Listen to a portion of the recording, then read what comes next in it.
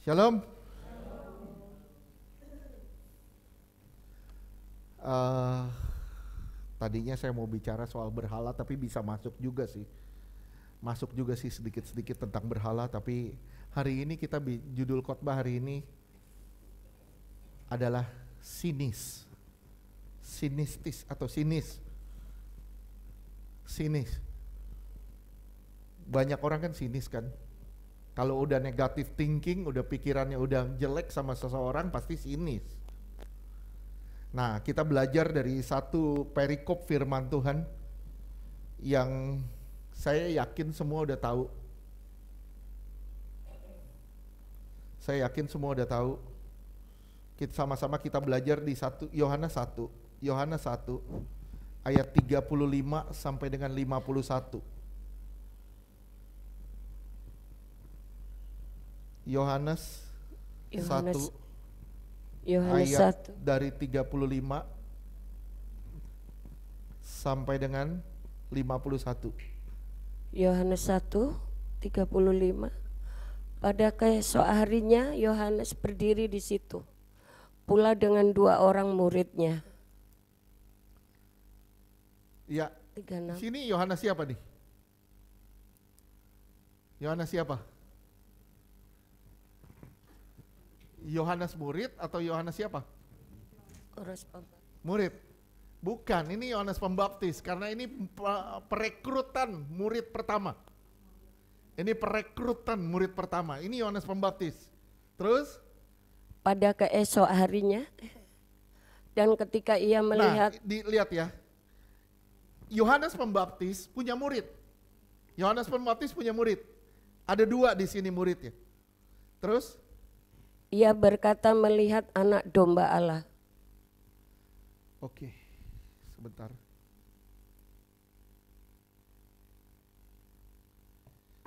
Ya, dan ketika ia melihat Yesus lewat, ia berkata, lihatlah anak domba Allah. Ini yang bicara Yohanes Pembaptis. Terus ayat 37. Kedua murid itu mendengar apa yang dikatakannya itu, lalu mereka pergi mengikut Yesus. Lihat ya, Yohanes Pembaptis punya 2 murid, begitu dia bilang lihatlah anak domba Allah, 2 murid Yohanes Pembaptis malah ikut Yesus. Terus? Tetapi Yesus menoleh ke belakang. Ia melihat bahwa mereka mengikut dia, lalu berkata kepada mereka, apakah yang kamu cari? Apa yang kamu cari? Ini kata penting, ini kata penting sekali. Terus? Kata mereka kepadanya, Rabi, artinya guru, di manakah engkau tinggal? Ditanya sama Yesus, apa yang kamu cari?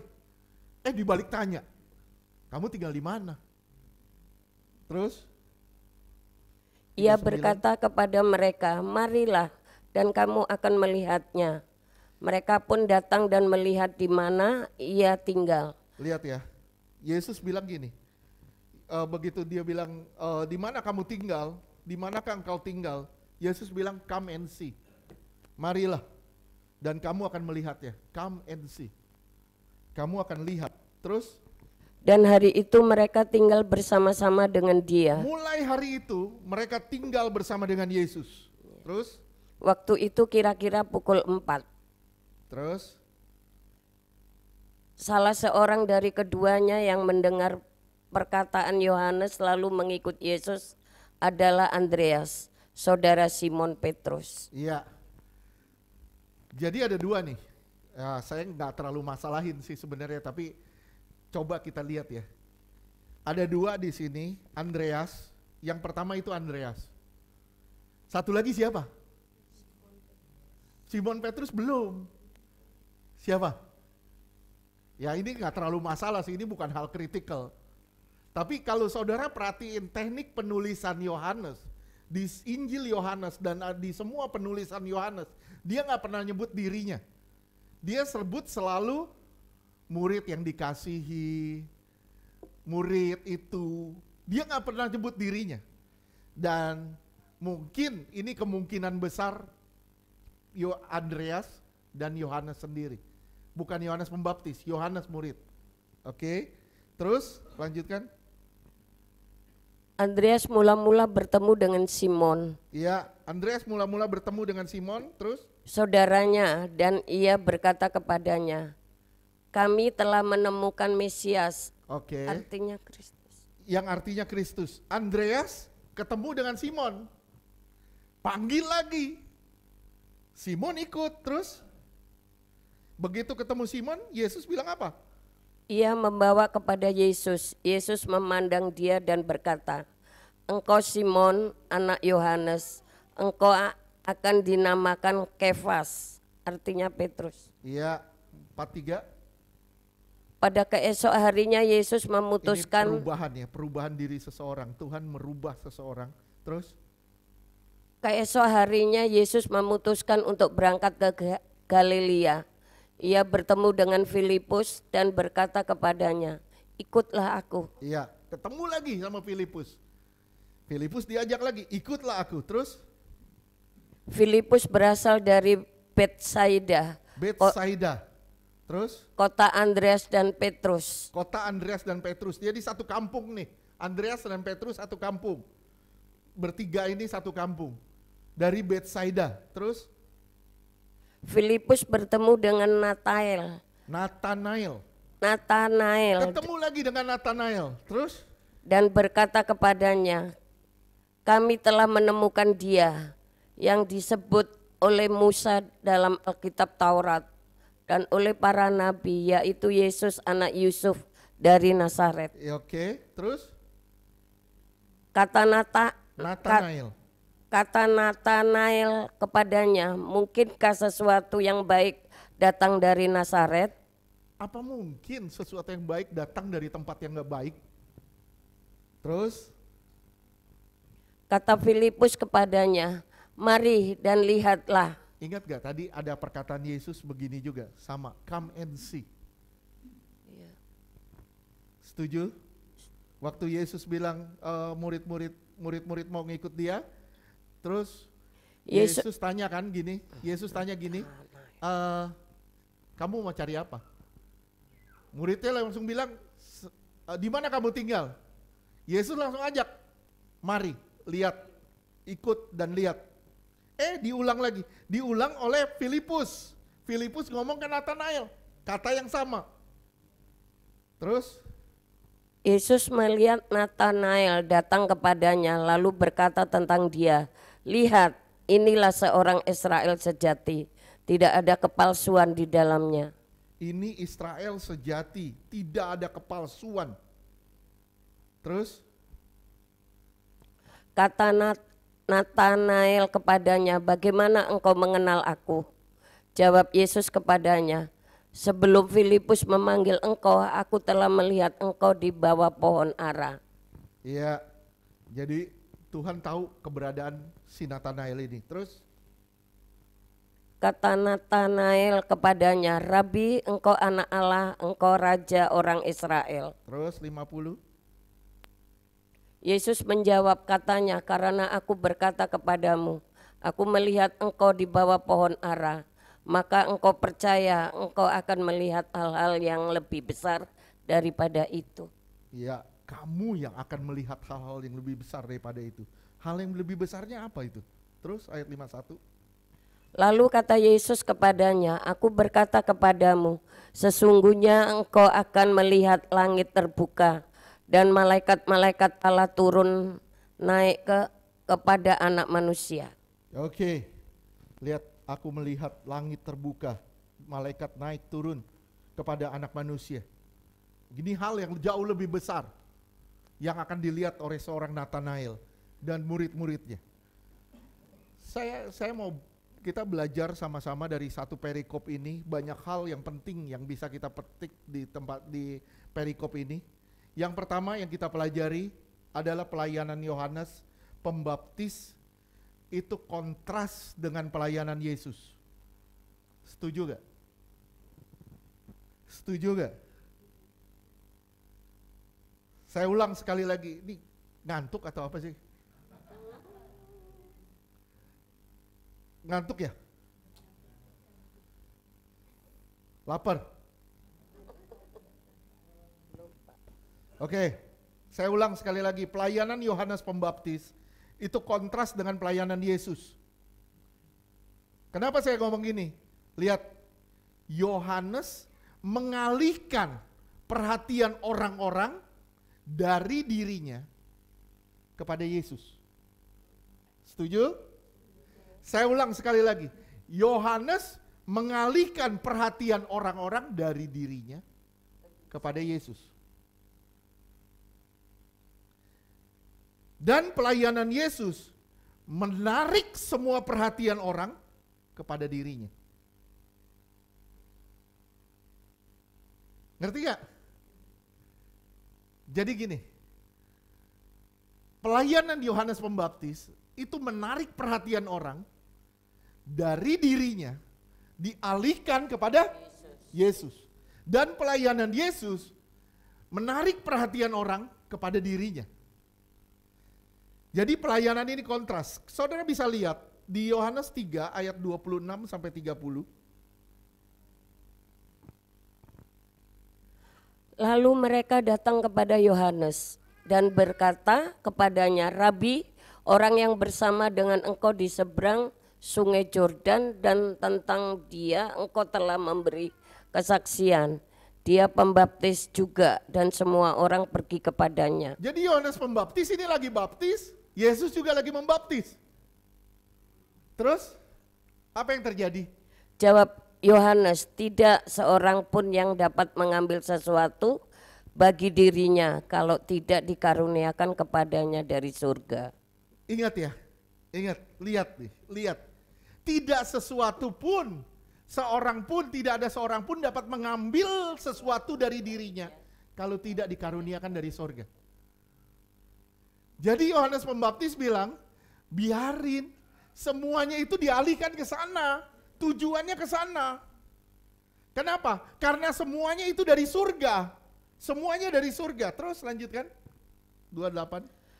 Kamu sendiri dapat memberi kesaksian bahwa aku telah berkata, aku bukan Mesias, tetapi aku diutus untuk mendahuluinya. Aku bukan Mesias, tapi aku diutus untuk mendahului Mesias itu. Terus?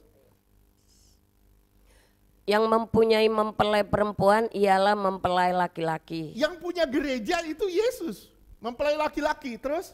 Tetapi sahabat mempelai laki-laki yang berdiri dekat dia dan mendengarkannya sangat bersuka cita. Yohanes Pembaptis berdiri di samping Yesus dan dia sangat bersuka cita. Kenapa? Karena pelayanannya benar-benar mengalihkan manusia atau orang-orang ini kepada Kristus. Terus? Sangat bersuka cita mendengar suara mempelai laki-laki itu. Itulah sukacitaku. Dan sekarang sukacitaku itu penuh. Terus 30. Ia harus makin besar. Ia harus makin besar. Yesus harus makin besar. Oleh sebab itu saya bilang pelayanan Yohanes Pembaptis dengan pelayanan Yesus itu kontras. Jadi satu jalur, satu jalan dari Yohanes Pembaptis. Yohanes Pembaptis ngalihin semuanya ke Yesus dan Yesus narik semuanya ke dirinya. Terus? Akan tetapi harus makin kecil. Aku harus makin kecil. Kita, saudara dan saya harus makin kecil sampai saudara dan saya ini hilang. Yesus yang harus makin besar. Ini dalam satu pelayanan.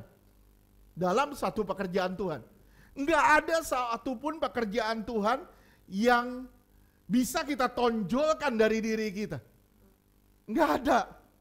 Semuanya itu karena Tuhan. Semua karena Tuhan. Makanya Yohanes Pembaptis bilang, tidak satu pun yang diambil kalau tidak dikaruniakan. Bisa ngerti enggak? Terus Yohanes 14 ayat 8 dan 9.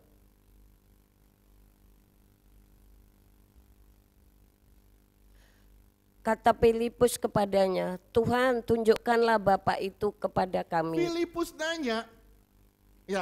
nanya, tunjukkanlah Bapa itu kepada kami. Ini setelah Filipus melalui dalam perjalanan pelayanan bersama dengan Yesus. Dibilang tunjukkanlah Bapa itu kepada kami. Terus? Itu sudah cukup bagi kami. Terus? Kata Yesus kepadanya, telah sekian lama aku bersama-sama kamu Filipus, namun engkau tidak mengenal aku. Kamu nggak kenal aku, padahal aku sudah lama berjalan sama kamu. Berapa banyak dari kita sudah ikut Yesus, sudah begitu lama. Pertanyaan saya sama saudara, saudara kenal nggak siapa Yesus? Ini jadi tanda tanya besar. Apakah kita seperti Filipus yang sudah begitu lama berjalan sama Yesus, tapi begitu ada problem, begitu ada masalah, kita ngedumel, kita komplain sama Tuhan. Kita bilang, Tuhan, Engkau di mana? Engkau di mana? Apa bedanya saudara sama Filipus? Setuju gak? Setuju? Wah, setuju gak? Kayaknya ngantuk nih. Begitu dengar yang gak enak langsung diem, kurang setuju. Oke, terus? Barang siapa telah melihat aku, ia telah melihat Bapa. Bagaimana engkau berkata, tunjukkanlah Bapa itu kepada kami. Oke. Simak ya. Dalam pelayanan siapa? Pelayanan saudara. Pelayanan saya. Saya ulang sekali lagi. Dalam pelayanan saudara dan saya, kita harus mengalihkan pandangan orang dari kita kepada Yesus. Saya bilang sama saudara ya, spotlight, lampu sorot nggak boleh ke saudara, nggak boleh ke saya. Lampu sorot harus ke Yesus. Ngerti gak? Dalam pelayanan apapun, kita nggak boleh dapat nama. Nggak boleh. Yang boleh dapat kemuliaan hanya Tuhan. Oleh sebab itu saya ulang sekali lagi. Spotlight, lampu sorotnya bukan ke kita, tapi ke Yesus. Kenapa Yesus selalu bilang, dalam pelayanan kalian harus kerjasama, harus kerjasama, harus kerjasama. Kenapa? Karena dalam pelayanan masih sering diselipkan ego. Dan ego ini yang membuat lampu sorot itu ke kita. Saudara mungkin gak sadar, saya juga mungkin gak sadar. Tapi seringkali kita tarik lampu itu ke kita, bukan ke Tuhan. Yang seharusnya dalam satu pelayanan, kita harus mengalihkan perhatian orang dari kita ke Tuhan. Dalam pelayanan apa? Apapun. Yang terkecil sekalipun, saudara ngangkatin sampah, tuh gara-gara gue tuh, gereja bersih. Saudara dapat lampu sorot ya kan? Makanya Tuhan bilang, apapun yang kamu lakukan, nggak boleh orang lain tahu. Apa yang kita minta dalam satu pelayanan? Apa yang saudara minta? Apa yang saya minta dalam satu pelayanan? Tepuk tangan.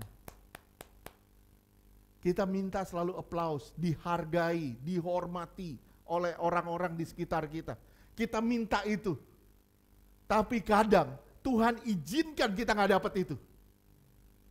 Kenapa? Supaya ego kita, harga diri kita itu yang dihancurin. Tanpa sadar, maaf, saya ulang ya. Tanpa sadar, engkau memasukkan berhala di dalam satu pelayanan. Saya ulang sekali lagi. Tanpa sadar, kita sering kali memasukkan berhala kita di dalam satu pelayanan. Kita sulit kerja sama orang, kita sulit kerja sama orang. Kita maunya dominan, kita mau dominan. Dalam pelayanan, gak bisa. Pelayanan itu jadi hamba, jadi jongos. Bukan jadi tuan. Kalau kita masih dominan, maunya didengar, maunya dihargai, mau dihormati. Saya bilang sama saudara, saudara sedang melayani diri sendiri, bukan melayani Tuhan.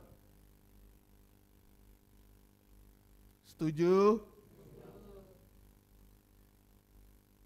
Dalam hidup ini, urusannya bukan kita kalah atau menang.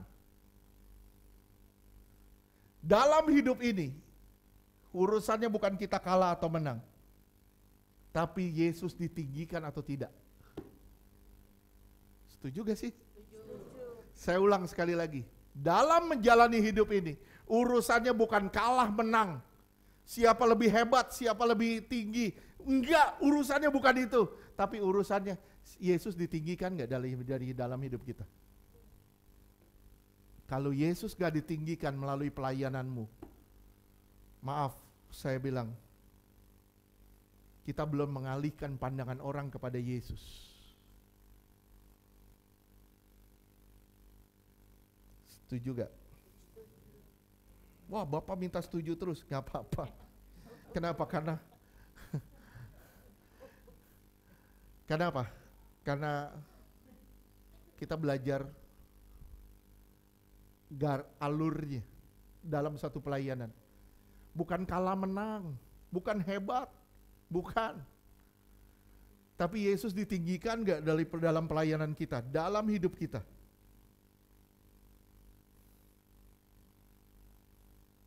Lihat sekarang, gereja berebut domba. Gereja berebut kemewahan untuk berebut domba. Berebut panggung untuk dapat domba. Yang seharusnya gereja harusnya mengalihkan pandangan jemaat ke Yesus. Bukan ke panggung. Saya ulang ya, sekali lagi ya. Gereja berebut panggung, berebut tepuk tangan, berebut kemewahan, berebut segala hal. Tujuannya apa? Untuk dapat aplaus, dapat penghargaan dari manusia. Ini udah salah fatal. Yang seharusnya gereja harus mengalihkan pandangan jemaat dari panggung, bukan lagi ke panggung, tapi ke atas. Siapa yang kita sembah? Siapa yang kita tunggu-tunggu dalam hidup kita? Maaf, dalam pekerjaan Tuhan, kita sering menunggu orang-orang yang bisa nolong kita. Setuju gak? Tapi kita gak pernah nunggu Tuhan yang pusat segalanya dalam hidup kita. Kita seringkali dalam pelayanan, kita seringkali merasa bisa, merasa mampu. Kita mau tampil perfect. Selalu kita mau tampil perfect. Berapa kali saya ngomong sama Caleb, sama Lia, saya bilang, stop tampil perfect. Berhentilah tampil sempurna. Kalau kamu mau tampil sempurna, sempurnakan hidupmu di hadapan Tuhan. Supaya engkau bisa memberi suatu persembahan yang sempurna buat Tuhan. Beri kemuliaan dong buat Tuhan. Benar gak Lia sama Caleb, saya selalu ngomong gitu. Ya, berhenti tampil sempurna. Berhenti. Berhenti minta dihargai orang. Berhenti. Tapi alihkan semuanya ke Tuhan. Kalau kamu mau tampil sempurna, hiduplah dengan sempurna. Seperti yang Tuhan inginkan. Sekarang lihat. Kita sering dengar apologet, betul gak? Wah, kita tahu apologet apa sih? Klau, apa Klau? Mempertahankan iman. Mempertahankan iman dari gempuran-gempuran. Serangan-serangan dari sana sini. Lihat, kata apologet itu muncul di 1 Petrus 3 ayat 15. 1 Petrus 3 ayatnya ke-15.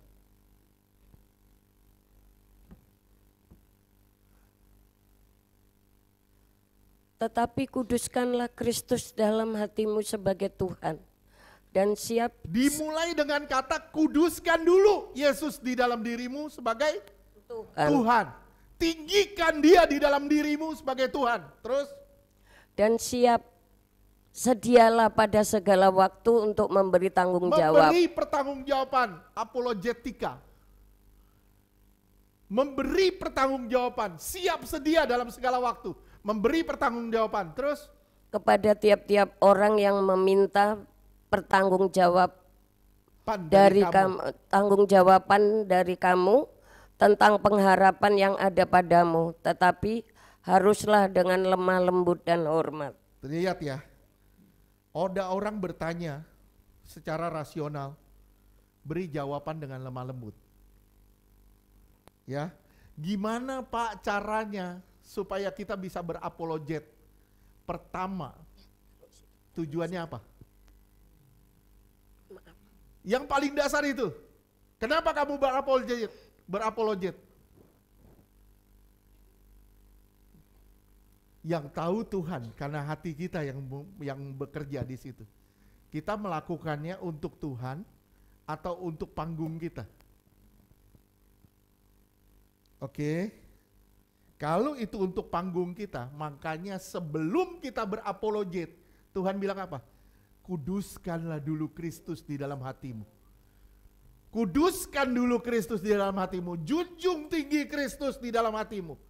Begitu kamu berapologet, lu mau menang, mau kalah, terserah. Itu urusan Tuhan. Ngerti gak? Yang penting apa? Tujuannya apa? Tujuannya tercapai. Yesus ditinggikan melalui setiap perkataanmu. Kenapa? Karena menang kalah itu relatif. Orang seberang bilang dia menang, orang kita bilang dia menang. Semuanya jadi relatif. Menang kalahnya jadi relatif. Gak ada yang mengklaim dirinya pasti menang. Setuju gak? Oleh sebab itu, menang kalah itu urusan Tuhan. Tapi yang kita tahu satu, kalau Yesus ditinggikan di dalam hati kita, di dalam hidup kita, semua yang kita lakukan untuk kemuliaan nama Tuhan. Amin. Urusannya bukan lagi harga diri, urusannya bukan lagi menang kalah, tapi Kristus ditinggikan atau enggak, itu aja. Urusannya bukan harga diri, bukan menang kalah, tapi Yesus ditinggikan atau enggak. Jangan tarik orang kepada kita, tapi tarik orang untuk kenal Tuhan. Jangan bawa orang terikat pada kita, tapi terikat pada Allah. Jangan sampai ada unsur berhala yang baru di dalam pelayanan. Saya bilang sama semuanya, tolong, please. Jangan selipin sedikit pun berhala di dalam pelayanan. Ya, apapun hal terkecil apapun yang saudara lakukan, jangan selipin berhala sedikit pun di dalam pelayanan. Kalau saudara nggak selipin berhala di dalam pelayanan, saya bilang sama saudara, simak. Saudara akan gampang bekerja sama dengan semua orang. Kenapa? Saudara gampang bekerja sama dengan semua orang. Kenapa? Karena tujuannya bukan untuk saudara. Tujuannya udah untuk Tuhan. Bukan lagi untuk kita. Untuk Tuhan. Ingat ya saudara, hidup sementara. Semua yang di dunia ini sementara. Termasuk pelayanan kita sementara. Semua yang ada di dunia ini sementara, termasuk pelayanan kita. Kita harus memanfaatkan kesementaraan ini untuk bawa orang kepada Kristus. Kita manfaatkan yang sementara ini untuk bawa orang kepada Kristus.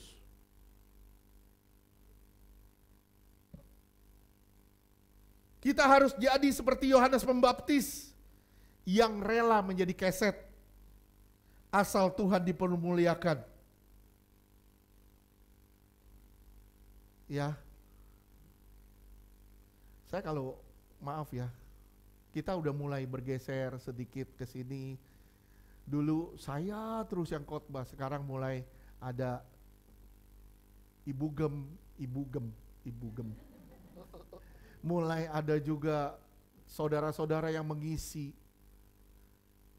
Saya bilang sama saudara semua, berhenti kita semua, termasuk saya, berhenti tampil perfect. Kalau kita mau tampil perfect, perfectlah hidup kita di hadapan Tuhan. Ya, yang penting apa? Kita harus jadi berkat bagi banyak orang. Itu toh. Minimal saya berkhotbah hari ini, minimal kalau saudara diizinin berdiri di tempat ini, hari ini ada satu orang yang dilawat Tuhan. Ada satu orang yang ngerti firman Tuhan dan berbalik kepada Tuhan. Itu toh.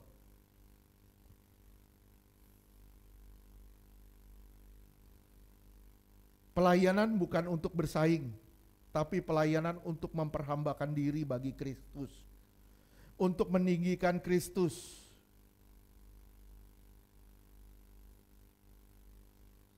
Oke, pelayanan bukan untuk bersaing, tapi untuk meninggikan Kristus, untuk memanggil orang-orang kepada Kristus.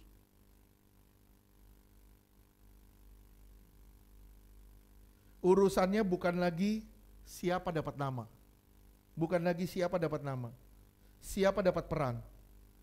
Tapi kalau saudara udah bilang semua bagi Kristus, saudara udah gak penting nama, saudara udah gak penting peran. Yang penting apa? Saudara melakukannya untuk Kristus. Udah lakuin aja buat Kristus. Kalau saudara udah sampai ke tingkat ini, saya percaya pelayanan sekecil apapun yang saudara lakukan, itu ada mahkotanya kok. Amin. Ada mahkotanya, gak mungkin gak ada. Ada. Ya. Tadi saat penyembahan, Tuhan ingetin ini, Tuhan kasih lihat ada mahkota yang besar yang Tuhan lagi siapin. Mungkin buat kita semua. Satu, untuk apa saudara melakukan penyembahan? Untuk apa kita menyembah? Untuk apa kita menjadi WL? Untuk apa kita menjadi singer? Untuk apa kita menjadi peniup? Untuk apa kita memain musik? Untuk apa saudara menyembah? Untuk apa saudara menjadi multimedia? Untuk apa saudara jadi kameramen? Untuk apa jadi asyir? Untuk apa? Untuk apa? Jangan pikir supaya semuanya tertib, salah. Supaya Tuhan dipermuliakan di dalam pelayanan kita. Supaya Tuhan dipermuliakan melalui pelayanan kita. Apa yang kita cari? Lihat ayat 38, kita ulang lagi. Tetapi Yesus menoleh ke belakang. Begitu Andreas dan seorang murid lain mau mengikuti Yesus. Yesus menoleh ke belakang. Yesus bilang apa? Apa yang kamu cari? Jadi Yesus jalan, Yesus noleh ke belakang, Yesus bilang apa? Apa yang kamu cari? Sekarang saudara selidiki dah hati saudara. Selidiki diri kita masing-masing. Apa yang kamu cari? Apa yang kamu cari dari pelayanan? Apa yang kamu cari dari mengikuti Yesus? Apa yang kamu cari ketika kamu ke gereja? Selidiki diri kamu sendiri. Selidiki diri kita masing-masing. Apa yang kita cari? Kalau Yesus tanya sama saudara, apa yang kamu cari? Kamu cari panggung, kamu cari tepuk tangan, kamu cari legalitas. Tuhan bilang, kamu salah dalam mencari. Kamu harus mencari aku, kata Tuhan. Lihat, selama hatimu, jiwamu cari apa? Lihat, selidiki. Apa hatimu, jiwamu cari apa? Ingat, Tuhan lihat hati kita yang paling dalam. Hati kita yang terdalam. Hati saudara dan saya yang paling dalam. Itu menentukan apa yang saudara pikirkan dan apa yang saudara lakukan. Saya ulang sekali lagi. Apa yang ada di hatimu yang paling dalam, itu akan menentukan apa yang kamu pikirkan dan apa yang kamu lakukan. Berapa minggu lalu kita bilang, kita sama-sama share tentang berhala. Lihat, berhala sekarang bukanlah patung, atau apapun yang kita sembah. Tapi berhala zaman sekarang begitu saudara udah ikut Yesus, itu udah berlalu. Tapi berhalanya adalah harga diri kita. Kepentingan kita.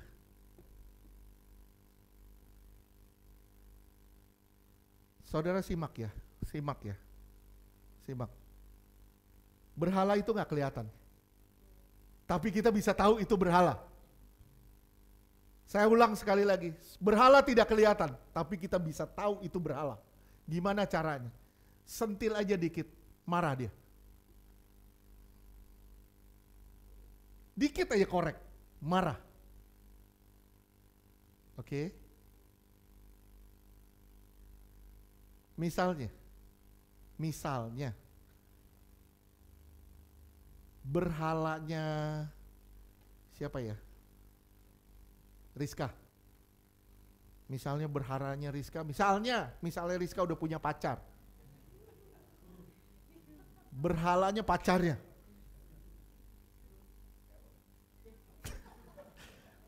Udah, jangan mancing berhala.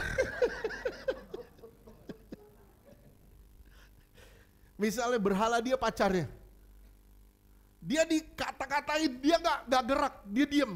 Begitu pacarnya yang dikatain, wah ngamuk deh. Kenapa? Lu boleh nyakitin gua, lu jangan nyakitin dia. Wah. Lu bangkitin singa yang lagi tidur.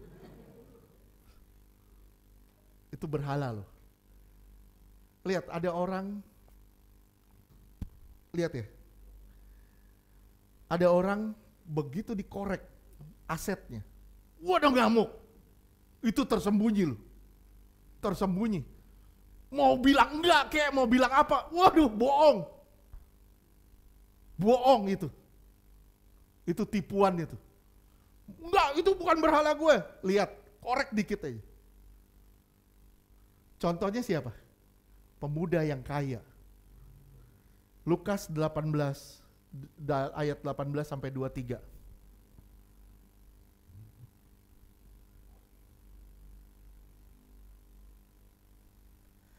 Ada seorang pemimpin bertanya kepada Yesus, katanya, "Guru yang baik, apa yang harus aku perbuat untuk memperoleh hidup yang kekal?" 19. Jawab Yesus, "Mengapa kau katakan aku baik? Tak seorang pun yang baik selain daripada Allah saja." Oke, 19, 20. Engkau tentu mengetahui segala perintah Allah. Jangan berzina, jangan membunuh, jangan mencuri, jangan mengucapkan saksi dusta, hormatilah ayah ibumu. Terus, ini hukum yang tertulis. Hukum di luar. Oke, terus? Kata orang itu, semua itu telah kuturuti sejak masa mudaku. Kamu melakukan itu dari muda. Kamu sudah terbiasa dengan hal begitu. Kamu sudah terbiasa dan itu menjadi ritual kamu. Terus? Mendengar itu Yesus berkata kepadanya, Tuhan bilang gini, nah yang itu di luar. Nah sekarang aku korek yang di dalam. Terus? Masih tinggal satu hal lagi. Masih ada satu nih yang harus kau lakukan. Yang harus kulakukan, jualah segala yang kau miliki dan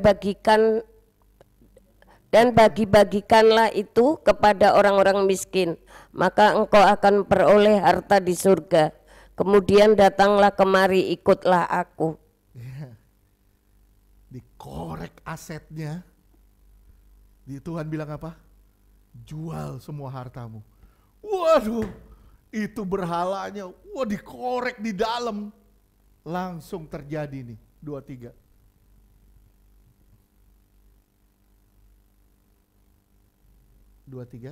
Oke. Ketika orang itu mendengar perkataan itu, ia menjadi amat sedih, sebab ia sangat kaya. Iya. Waduh, gua mau ikut Tuhan kok susah amat.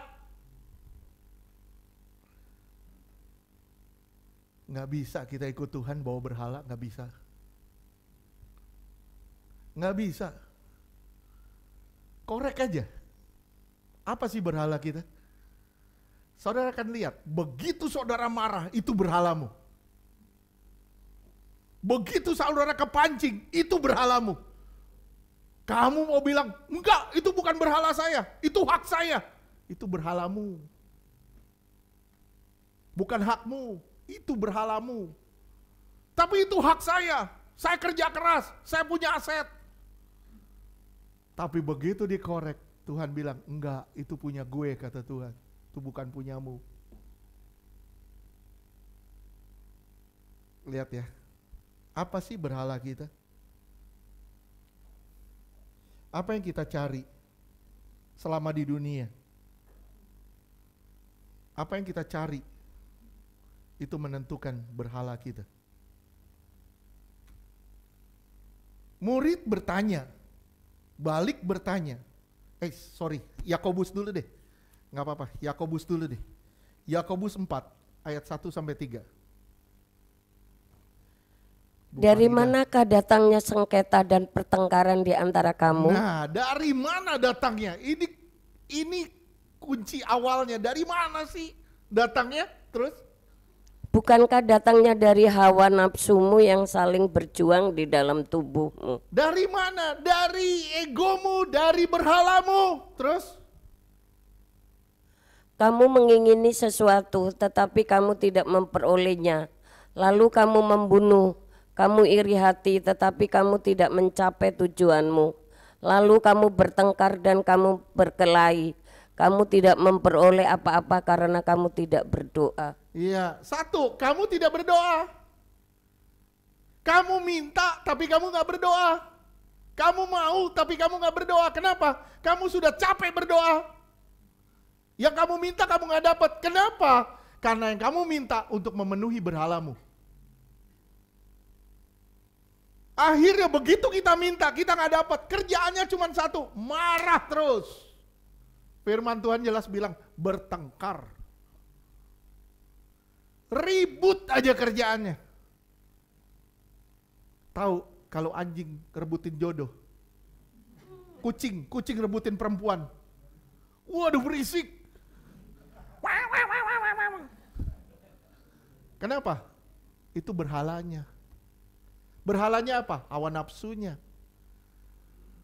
Ya, bilang sama kiri kananmu, saya bukan kucing. Bilang.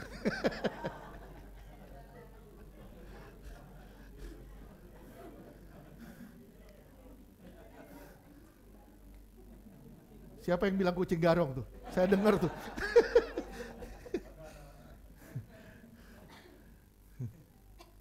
Pak Yogo jangan tersinggung bilang kucing garong. Saya berharap kita semua bisa belajar satu hal di sini. Ya, saudara lihat ayat 3. Pertama kita tidak berdoa. Kenapa? Karena kita sudah capek berdoa. Kita nggak dapat. Kenapa yang kita minta kita nggak dapat? Karena itu memuaskan berhala kita. Terus? Atau kamu berdoa juga, tetapi kamu tidak menerimanya apa-apa. Kamu berdoa sih, tapi kamu nggak terima. Kenapa? Karena kamu salah berdoa. Karena kamu salah berdoa. Kenapa? Sebab yang kamu minta itu hendak kamu habiskan untuk memuaskan hawa nafsumu. Berapa banyak orang berdoa, Tuhan, saya melayani banyak orang. Banyak orang bilang begini, gua harus jadi orang kaya supaya gua bisa jadi berkat. Pertanyaan saya sekarang sama saudara, jahat gak doa itu? Jahat gak? Saya bilang, maaf saya kasih tanda kutip ya, itu doa sampah. Maaf saya kasih tanda kutip, doa sampah. Kenapa? Lo dapat, saudara dapat 1 miliar misalnya. Bagi gereja paling 100, 200, 800 buat apa? Buat hawa nafsu. Apa yang selama ini kita inginkan, kita lampiaskan semuanya.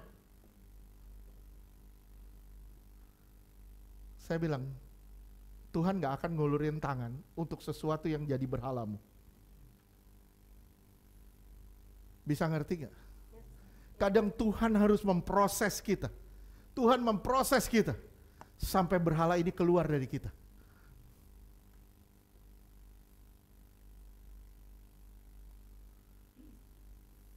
Lihat ya, lihat.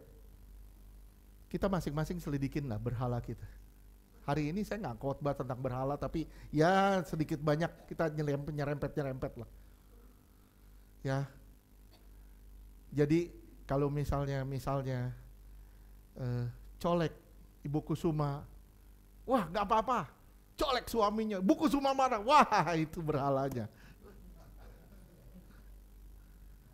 Ya, apa yang membuat seseorang jadi emosi, itulah berhala. Oke. Waktu Tuhan bilang gini, murid-murid bilang gini, Tuhan bilang, kamu cari apa? Sekarang kita selidiki diri kita deh. Saudara cari apa datang ke gereja? Saudara cari apa pelayanan? Saudara cari apa? Ya, masing-masing selidiki diri. Termasuk saya. Kita stop cari lampu sorot. Kenapa? Karena kita harus alihkan lampu sorot itu ke atas, ke Tuhan. Bukan ke kita. Berhenti tampil perfect. Kenapa? Karena orang yang tampil perfect, itu harus orang yang hidupnya perfect juga. Setuju? Setuju. Oke, kita lanjutkan. Waktu anak murid-muridnya bilang, Guru, engkau tinggal di mana? Maksudnya apa?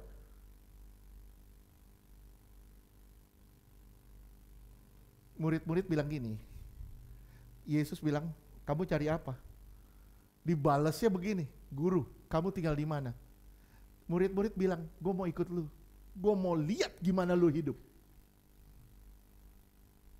Lihat ya, setelah itu ada firman tadi bunyinya, setelah itu mereka selalu 3,5 tahun berjalan bersama dengan Tuhan.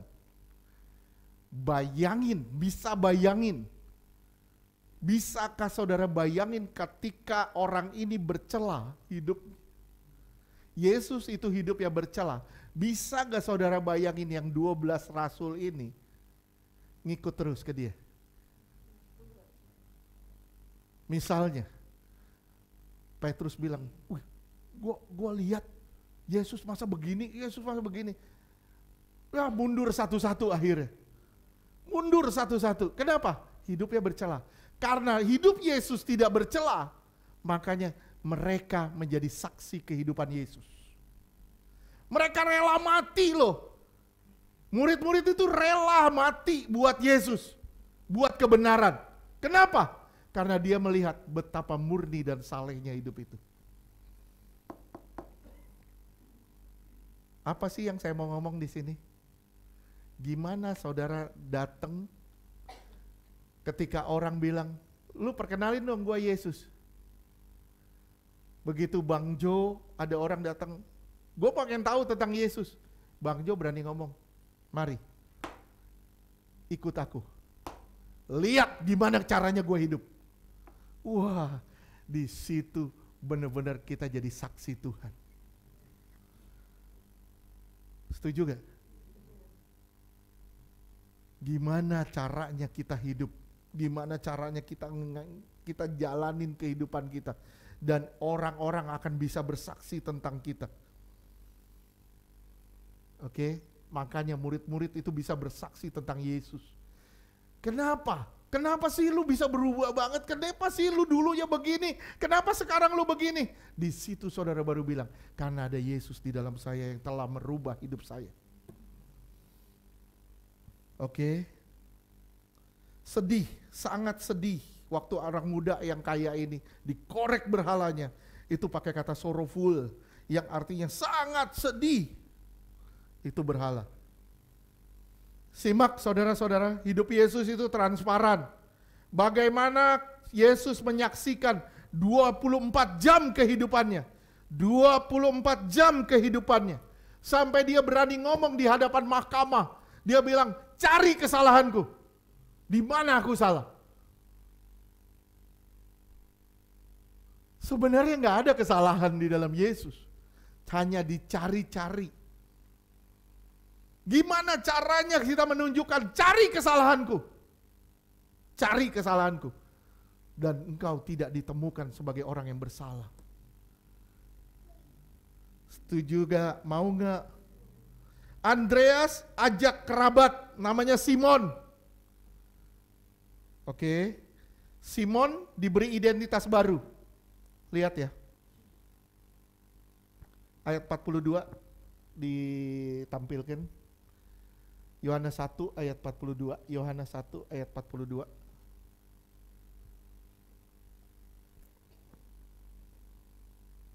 Ia membawa kepada Yesus. Yesus memandang dia dan berkata, "Engkau Simon anak Yohanes, engkau akan dinamakan Kefas," artinya Petrus. Iya. Petrus artinya apa? Batu karang. Setuju? Setuju?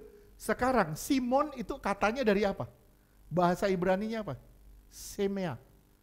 Yang artinya mendengar. Tuhan cuma mau ngomong gini, kalau engkau mendengar firman Tuhan, engkau akan punya iman yang teguh seperti batu karang. Dirubah identitasnya dari seorang yang mendengar jadi batu karang.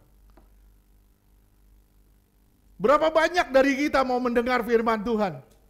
Rindu akan kebenaran. Begitu saudara rindu akan kebenaran, mau dengar firman Tuhan, saudara akan jadi batu karang. Mau dihantam badai sebesar apapun, saudara akan terus berdiri.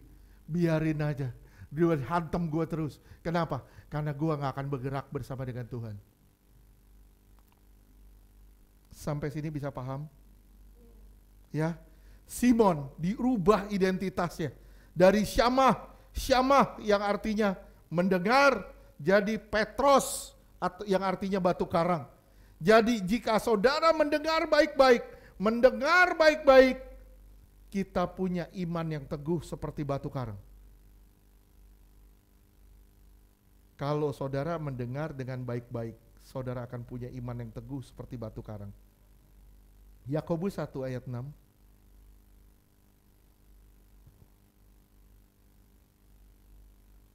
Hendaklah ia memintanya dalam iman, dan sama sekali jangan bimbang, sebab orang yang bimbang sama dengan gelombang laut, yang diombang-ambingkan kian kemari oleh angin. Iya, kalau kita di sini berkata gini, di ayat 5-nya kita minta hikmat sama Tuhan. Diombang-ambingkan kenapa? Karena kurang hikmat.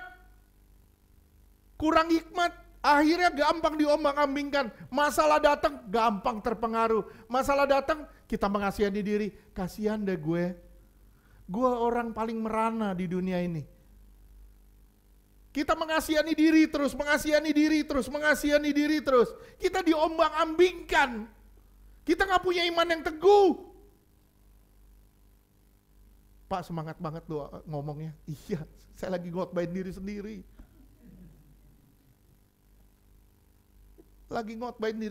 Kita semua belajar kok. Setuju gak? Kita semua belajar gimana caranya kita punya iman yang teguh. Tidak bisa diombang-ambingkan terus.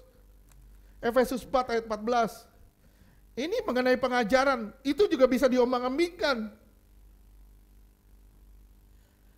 Sehingga kita bukan lagi anak-anak yang diombang-ambingkan oleh rupa-rupa angin pengajaran, oleh permainan palsu. Iya. Dalam pengajaran, saudara juga yakin pengajaran kebenaran yang mana. Saudara tahu itu benar. Saudara gak bakal diombang-ambingkan dengan pengajaran-pengajaran yang aneh-aneh. Sekarang kan banyak orang mau dapat panggung kan. Mau cari sensasi kan. Banyak orang, saya pernah ngomong, banyak orang mempromosikan diri dengan kedok mempromosikan Kristus. Promosi diri dengan kedok mempromosikan Kristus yang akhirnya apa? Cari panggung.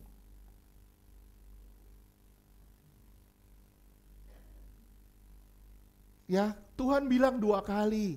Tuhan ngomong gini, come and see. Mari datang, lihat. Ya, terus begitu ketemu Filipus, ketemu Nathanael, Filipus melakukan yang sama. Come and see. Datang dan lihat. Mereka tinggal di Bethsaida. Tinggalnya di Bethsaida. Dari Bethsaida nanti di di Yohanes 2. Ini cuman selingan aja sedikit aja. Selingan aja sedikit supaya nambah wawasan aja. Nambah wawasan aja. Dari Bethsaida mereka ke Kana. Kana itu ada perkawinan. Ya. Tempayan. Tempayan itu tempat cuci kaki. Buat tempat cuci kaki. Itu dijadiin air anggur sama Tuhan. Ya. Kenapa sih waktu Yesus serba tahu gak sih? Tahu gak? Yesus tahu nggak kalau akan kekurangan anggur? Tahu. Kenapa Yesus bilang sama Maria? Yesus bilang gini, belum waktunya. Tuhan dipermuliakan. Yang dimaksud Tuhan dipermuliakan adalah kenaikan dia di kayu salib. Kenapa Tuhan lakukan juga? Kenapa lakukan juga? Saya ingat ya, mujizat itu tidak bisa didorong oleh manusia. Mujizat itu kehendak Allah. Makanya Yesus tolak dulu perkataan Maria. Kenapa? Karena mujizat gak ada urusannya dengan manusia. Mujizat itu urusannya dengan Allah. Oke, ini cuma sebagai wawasan aja. Nanti begitu masuk di perkawinan di Kana, banyak hal sebenarnya dari perkawinan di Kana juga banyak hal yang bisa kita gali di situ. Mengenai tempayan, mengenai ini, itu berapa banyak tempayannya. Kok bisa dirubah airnya jadi anggur. Dan itu nggak ada orang yang tahu. Yang tahu siapa? Cuman orang dalam, yang di dapur doang yang tahu. Yesus yang melakukan itu. Orang-orang yang datang, tamu-tamu tahu nggak? Nggak ada yang tahu. Yang dirubah itu orang yang di dalam. Yang dirubah itu manusia batinnya kita loh. Dari manusia batinia kita muncul sukacita keluar. Banyak orang begitu susah hidupnya gak ada sukacita. Kenapa? Manusia batinianya belum berubah. Masih air tawar. Tuhan mau berubah manusia batinia saudara jadi anggur supaya keluar saudara bisa sukacita. Setuju? Oke, terus kita lanjutkan. Filipus bilang kepada Nathanael, come and see, datang dan lihatlah. Kita juga harus katakan kepada banyak orang, datang dan lihatlah. Gimana cara ngelihatnya? Lewat perbuatan kita. 1 Timotius 4 ayat 12.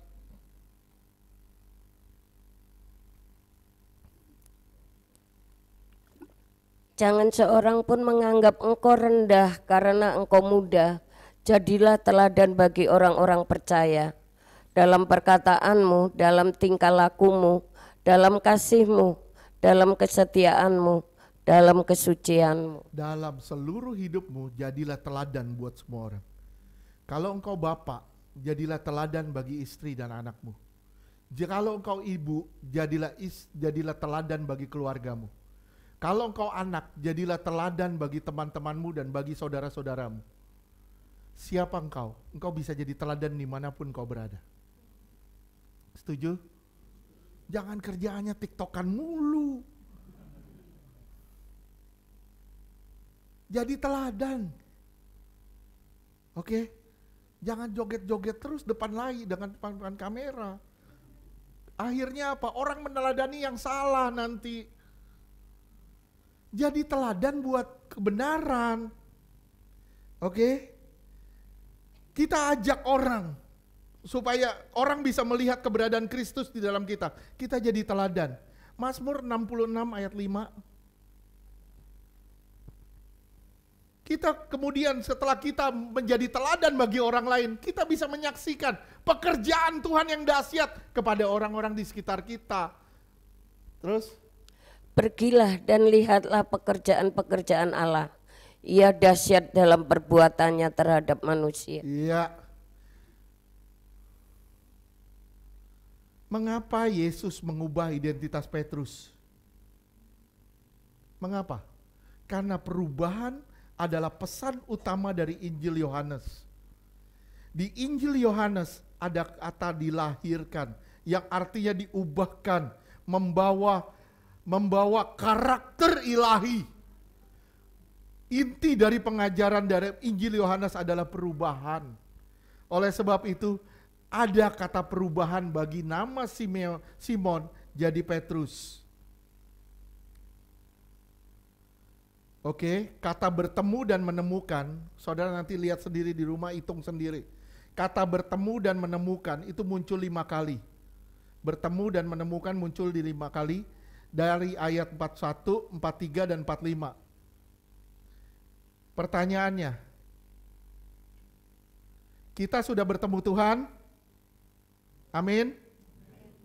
Kita sudah menemukan kemustikaan Tuhan belum? Ini yang jadi pertanyaan saya sekarang.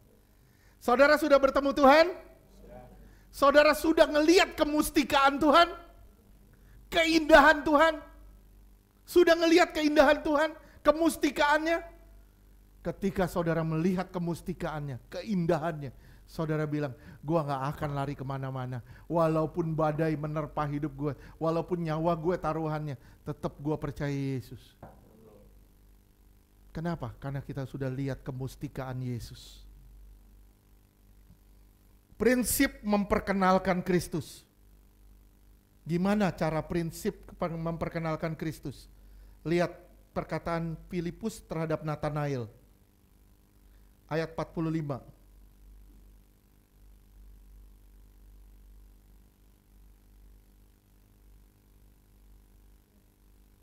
Yohanes 1 ayat 45. Yohanes 1 ayat yang 45.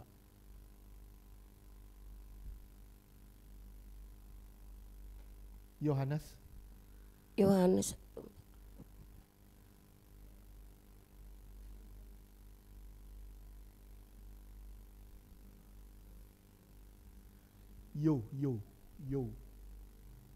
Oke. Filipus bertemu dengan Nathanael dan berkata kepadanya, kami telah menemukan Dia yang disebut oleh Musa dalam kitab Taurat, oleh karena para nabi, yaitu Yesus, anak Yusuf dari Nazaret. Oke, prinsip memperkenalkan Kristus. 1, seperti tertulis di kitab suci. 2, hidup saya adalah berita. Itu prinsip memperkenalkan Kristus. Gimana cara prinsip memperkenalkan Kristus? Ulang. 1, seperti tertulis di kitab suci.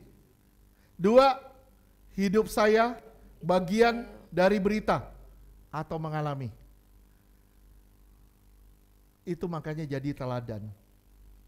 Nah, apa yang terjadi pada Nathanael? Ayat 46. Kata Nathanael kepadanya, mungkinkah sesuatu yang baik datang dari Nazaret? Nggak mungkin sesuatu yang baik datang dari Nazaret. Nazaret itu penduduknya cuma 2.000. Gue kenal katanya. Gue tahu, gue sering ngelihat ke sana. Kenapa? Karena dari Bethsaida dari Kana ke Nazaret itu dekat. Penduduknya cuma 2.000. Kenal gue. Katanya mungkin Nathanael bilang gitu. Makanya dia sinis.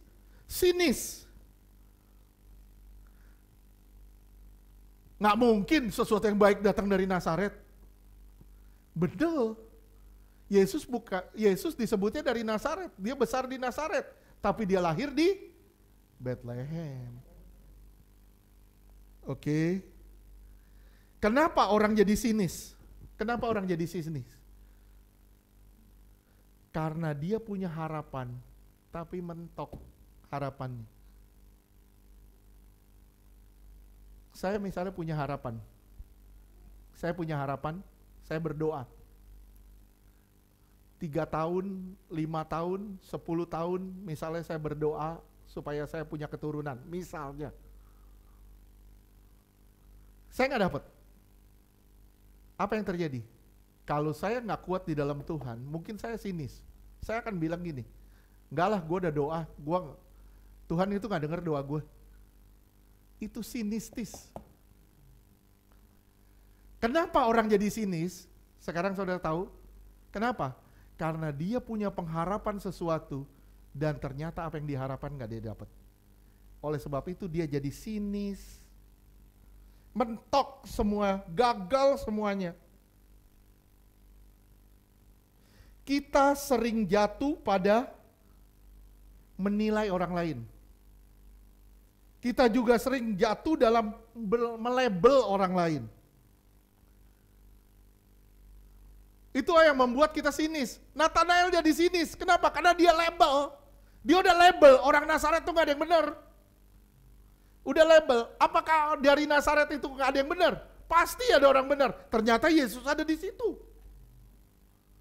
Ya, sama seperti saya label gini, misalnya, semua orang Jawa kalem. Ternyata Ibu Kusuma ngebut. Itu kan label, betul gak? Ternyata enggak juga tuh. Saya label lagi, misalnya, semua orang Ambon suaranya bagus. Misalnya, saya ketemu orang Ambon yang gak bisa nyanyi. Ya, saudara bayangin, kita nge-label sesuatu yang sebenarnya nggak pasti begitu. Kenapa? Karena kita udah sinis duluan. Kita sinis. Orang Jawa klemer-klemer, orang Batak pasti kasar. Enggak. Bu Ida halus kok ya, Bu Ida ya. Apalagi kalau minta somai, wah halus banget.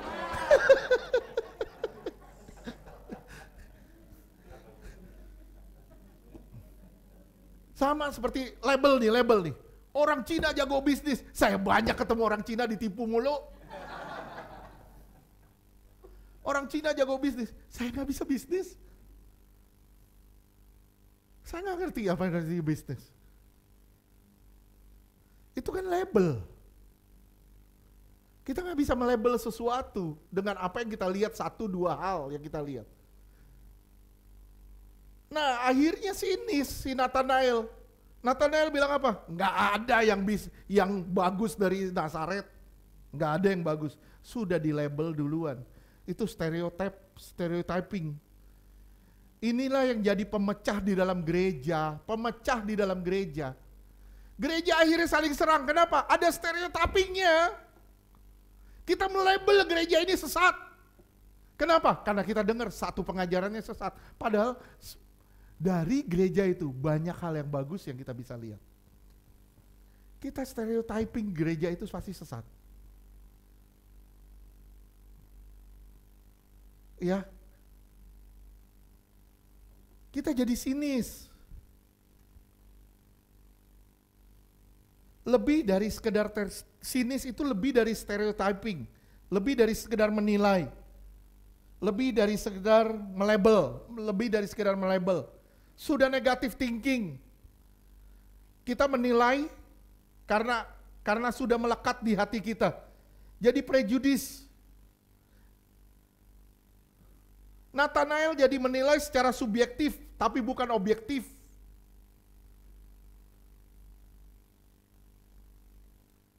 Oleh sebab itu, gimana cara mematahkan Nathanael? Filipus bilang apa? Datang dan lihatlah. Gua gak mau ngomong, lu lihat aja sendiri. Lu datang sendiri, lu rasain sendiri. Lu lihat gimana caranya Yesus hidup. Nathanael ini siapa sih? Nathanael disebut juga Bartolomeus, murid Yesus juga. Oke? Dia jadi, begitu dia datang, dia ngelihat sendiri, dia ngerasain sendiri gimana caranya Yesus tegur dia, dan dia langsung menyerahkan diri sama Tuhan. Berani gak saudara bilang sama orang-orang di sekitar saudara, gimana caranya, gimana sih lu berubah banget, come and see, ikut gue. Ngapain? Belajar firman Tuhan, bukan tiktokan. Oke? Oleh sebab itu Filipus berkata, come and see, datang dan lihat sendiri, seperti apa kehidupan Kristus. Seperti apa gua setelah gua berjumpa dengan Yesus. Seperti apa saya ketika saya berjumpa dengan Yesus? Oleh sebab itu suami istri, kita harus memberi teladan masing-masing satu sama lain. Anak-anak menjadi teladan bagi teman-teman. Nah lihat ya, lihat kita ke ayat 47. 47. Kata Filipus kepadanya, mari lihatlah. Yesus melihat Natanael datang kepadanya. Lalu ia berkata tentang dia, lihat, inilah seorang Israel sejati. Israel sejati. Terus? Tidak ada kepalsuan di dalamnya. Tidak ada kepalsuan di dalamnya. Kalau saya ngomong begini, ini Israel sejati. Tidak ada Yakub di dalamnya. Yakub itu manusia lamanya, manusia baru Israel. Yesus ngelihat ke depan kok. Yesus ngelihat perubahan kita. Waktu Yesus ngambil Santi, Yesus lihat, waduh Santi ini punya potensi, bagus, dia ngitung duit, walaupun gak ada duit, dia hitung. Dia ngelihat potensinya Santi untuk jadi pelayan Tuhan. Dia lihat potensinya Restina untuk jadi pelayan Tuhan. Dia melihat potensi saudara untuk jadi pelayan Tuhan. Dan Tuhan bilang, gak ada kepalsuan di dalam saudara. Tuhan selalu ngelihat yang positif ke depan. Kita selalu ngelihat negatif ke belakang. Kita selalu ngelihat ke bawah kekurangan kita. Tuhan selalu ngelihat yang positif yang ada di depan. Oke, kenapa? Kenapa saya ngomong gitu? Israel sejati, tidak ada Yakub. Kenapa? Karena kalau saudara lihat ayat 51, itu bicara soal tangga kan? Di mana malaikat turun naik kan? Itu dapat di mana sih? Peristiwa apa? Yakub lagi tidur, dia ngelihat tangga ke surga dan malaikat turun naik. Oke? Banyak orang Kristen, tapi apakah sejati? Belum tentu. Lihat deh, Roma 9 ayat 6. Dikit lagi. Akan tetapi firman Allah tidak mungkin gagal, sebab tidak semua orang yang berasal dari Israel adalah orang Israel. Saya ulang ya. Tidak semua orang yang datang dari Israel, yang berasal dari Israel adalah, tidak semua orang yang mengaku percaya adalah orang Kristen. Tidak semua orang yang melayani adalah orang percaya. Tidak semua orang yang mengikut Yesus adalah orang-orang percaya. Oke, enggak semua. Nanti saudara akan ngalamin proses ujian sampai saudara kedapatan seperti emas yang murni. Diproses dengan apa? Dengan api. Oke. Pohon ara itu melambangkan apa? Si Natanael kan duduk di bawah pohon ara. Betul gak? Saudara lihat lanjutannya di 1 Yohanes tadi dibilang. Lihatlah, Natanael memanggil engkau, aku telah melihat engkau di bawah pohon ara, ayat 48. Pohon ara itu melambangkan Israel. Kalau saudara lihat, pohon ara itu melambangkan Israel. Orang Israel di bawah pohon ara ngapain? Bukan tidur-tiduran, mereka di bawah pohon ara biasanya berdoa buat Mesias juga.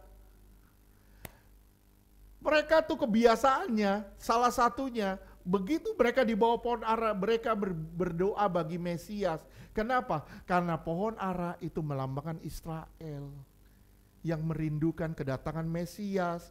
Oleh sebab itu, Yesus bilang, kamu di bawah pohon ara. Aku lihat kamu di bawah pohon ara. Kamu sedang berdoa menantikan Mesias. Yesus memperkenalkan diri, aku Mesias. Bisa ngerti gak sih? Bisa ya. Tuhan tahu hatinya sedang mengharapkan Mesias. Ada orang yang pingin lepas dari masalah A, masalah B, masalah C. Tapi nggak lepas-lepas. Akhirnya gimana? Sinis. Kenapa? Karena merasa, udahlah gua doa gak dijawab. Percuma gua berdoa, gak dijawab. Sinis. Tapi Tuhan tahu masalah kita. Tuhan tahu masalah kita. Kalau Tuhan tahu masalah kita, perlu gak saudara sinis? Tuhan pasti jawab gak doa-doa kita? Pasti. Jawabannya walaupun dia tidak atau tunggu, pasti dijawab. Pasti, gak mungkin enggak. Tuhan pasti jawab doa kita. Cuman permasalahannya, itu baik gak buat kita yang kita doakan? Kalau Tuhan bilang, lu minta racun. Tuhan bilang, gua gak akan kasih racun. Gua kasih roti bagi anak-anak. Kenapa? Kalau kamu dikasih kekayaan, kamu jadi ngelunjak. Lebih baik kamu begini, tapi kamu survive. Kebutuhan kamu kucukupi semuanya. Tuhan tahu yang terbaik buat kita. Amin. Lihat ya, tujuan dari semuanya adalah kita menjadi orang-orang yang berharap dan pengharapan itu tidak kecewa. Kita gak perlu jadi orang sinis. Kita gak perlu jadi orang yang skeptis. Kita nantikan jawaban terus. Ingat waktu Tuhan bilang, mari ikut aku. Mari ikut aku. Tuhan ngomong sama Filipus juga ngomong lagi, mari ikut aku. Lihat sendiri. Begitu mereka ngelihat, begitu Nathanael ngelihat, Tuhan bilang apa? Ada tangga 51. Kata Yesus kepada aku berkata kepadamu, sesungguhnya engkau akan melihat langit terbuka, malaikat Allah turun naik kepada anak manusia. Tangga ini siapa? Yesus cuma mau ngasih tahu, nah sekarang aku jadi tangga yang menghubungkan antara bumi dengan surga. Antara manusia berdosa dengan surga yang suci, kudus. Aku menjadi tangganya, penghubungnya. Nathanael dibilang, kamu bukan hanya melihat, tapi kamu akan ngelihat sesuatu yang lebih besar. Apa? Kamu akan ngelihat tangga ke surga. Kematian Yesus membuat hubungan kita kembali dipulihkan antara bumi yang rusak dengan surga yang mulia. Dipulihkan lagi. Lihat ya, contoh. Ada seseorang misalnya anaknya meninggal. Saudara disuruh datang. Wah, dia lagi sedih banget. Saudara kasih ayat apa? Saudara kasih ayat gini, percayalah semua mendatangkan kebaikan. Coba bayangin yang anaknya meninggal ngomong apa? Ini pasti sinis loh. Ya, gue doain juga anak lu semua meninggal. Kenapa? Kan buat kebaikan. Kadang kita gak bisa, orang lagi terpuruk gitu kita gak bisa ngomong tentang Tuhan. Tapi kita ngomong tentang gimana caranya gue dapat kelegaan. Gimana caranya gue bisa survive, ngadepin masalah. Kadang diperlukan orang-orang yang mengalami posisi terpuruk. Saudara berada di posisi terbawah. Tujuannya apa? Supaya saudara bisa memberi kekuatan kepada orang-orang di bawah. Maaf ya, kalau saudara ada di posisi tinggi, saudara semuanya serba enak. Saudara gak pernah bisa menjadi saksi buat yang di bawah. Ketika saudara di posisi terendah, saudara bisa bilang, lu sakit apa emang? Ya ilah men, baru juga bisul. Gue udah sakit ini, gue masih bisa ngelewatin, gue masih bisa senyum. Ya ilah, baru ambeien aja. Kita bisa menjadi saksi buat mereka. Ya ilah, lu baru gak bisa bayar uang sekolah aja begitu. Gue lagi bergumul bayar gedung aja gue tenang-tenang. Walaupun ini deg-degan sih. Iya. Saudara mungkin ketawa-tawa, yang ngadepin kan saya. Tapi saya percaya saya nggak ngadepin sendiri, saya berjalan bersama Tuhan. Amin. Orang sinis, orang skeptis, yang diperlukan apa? Hope, harapan. Ada harapan di balik ini semua. Saudara dan saya sedang dipakai nih seperti Filipus untuk tarik orang-orang yang kehilangan harapan supaya mereka kembali dapat pengharapan. Saudara bilang sama orang-orang, mari come and see. Datang dan lihat gimana caranya gue bisa survive ngelewatin ini semua. Gimana caranya gue ngalamin ini semua dan gue bisa ngelewatin ini semua. Gampang? Enggak. Saya tanya, saudara mau jadi saksi gak? Mau jadi saksi? Satu, kehidupanmu harus bersaksi. Harus menjadi kesaksian. Dua, saudara harus ngalamin baru bisa bersaksi.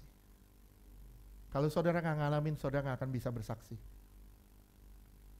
Istri saya kena GERD. Karena dia kena GERD, dia bisa bersaksi.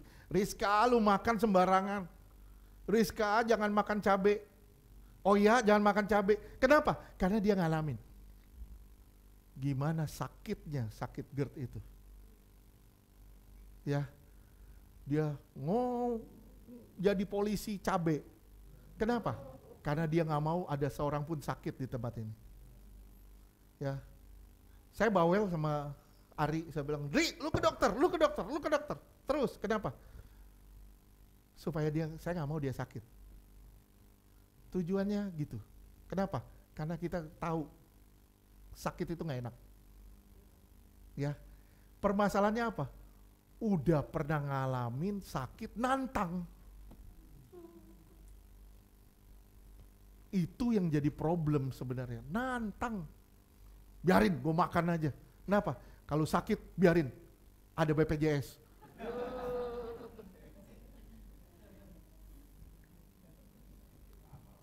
Ayo sama-sama yuk, kita jangan jadi orang sinis mulai hari ini.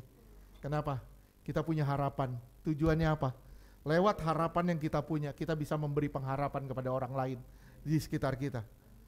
Kita harus mengalami di posisi terendah, supaya kita bisa menjadi berkat buat mereka yang ada di bawah. Kita gak bakal bisa bersaksi tentang Tuhan kepada mereka yang ada di bawah, kalau kita gak pernah ngalamin keberadaan kita di bawah. Oke, percaya deh, Tuhan itu gak tinggalin kita. Amin. Saya bilang sekali lagi, stop jadi orang sinis. Stop jadi orang sinis. Kenapa? Karena kita punya pengharapan. Amin. Tuhan berkati.